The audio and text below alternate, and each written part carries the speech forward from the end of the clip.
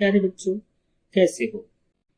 क्या आपको भी अपने दोस्तों को देखकर लगता है कि मैं उनसे मोटा हूँ, पतला हूँ, छोटा हूँ, काला हूँ या कोई और कमी? कोकी, ससा और चिया को भी कुछ ऐसे लगता था। कौन कोकी, कौन ससा और कौन चिया, नहीं पता। चलते हैं, सुनते हैं कहानी। रविवार का दिन था। तीन दोस्त कोकी, ससा और चिया बहुत ही गहरी चर्चा में लीन थे। कोकी एक चंचल गिलहरी है, शशा एक होशियार खरगोश और चिया एक चहकती चिड़िया। तीनों एक दूसरे को अपने शरीर के किसी न किसी अंग को लेकर अपनी अपनी परेशानी बता रहे थे। कोकी बोली, मेरी पूंछ इतनी लंबी है कि जब मैं चलती हूँ तो लगता है जैसे मेरे साथ झाड़ू घूम रही हो। तभी शशा बोला, मेरे कान तो इतने बड़े हैं कि कल रात को पास वाले गांव में पार्टी हो रही थी। मुझे पूरी रात गाने ही सुनाई देते रहे, मैं सो भी नहीं पाया।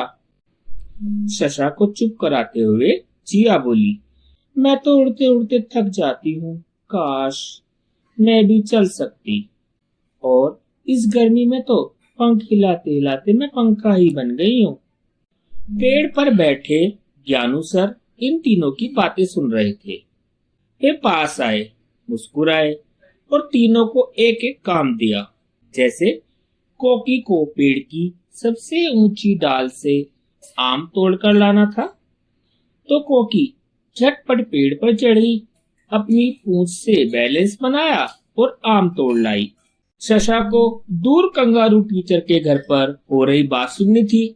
शशा ने अपने कान खड़े किए, और ये क्या, अरे बाप रे, टीचर जी तो डबल होमवर्क की बात कर रही हैं, भागो। चिया को नदी पार कर ज्ञानू सर की माँ को चिट्ठी देकर आनी थी।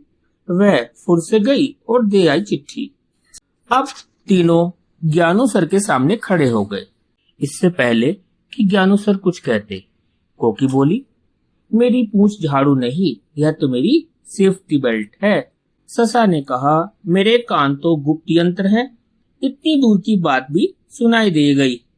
चिया ने कहा, मैं पंखा नहीं, मैं तो ड्रोन हूँ, झट से गई और फट से आ गई। अब तीनों को समझ आया कि हमारे शरीर के सभी अंग खास हैं। इस ऑल इन वन की एक अलग ही बात है। तो बच्चों, हम सब में कुछ न कुछ खास होता है। आप भी अपने शरीर के किसी एक अंग का चित्र बनाइए और सोचिए इसमें क्या खास बात है।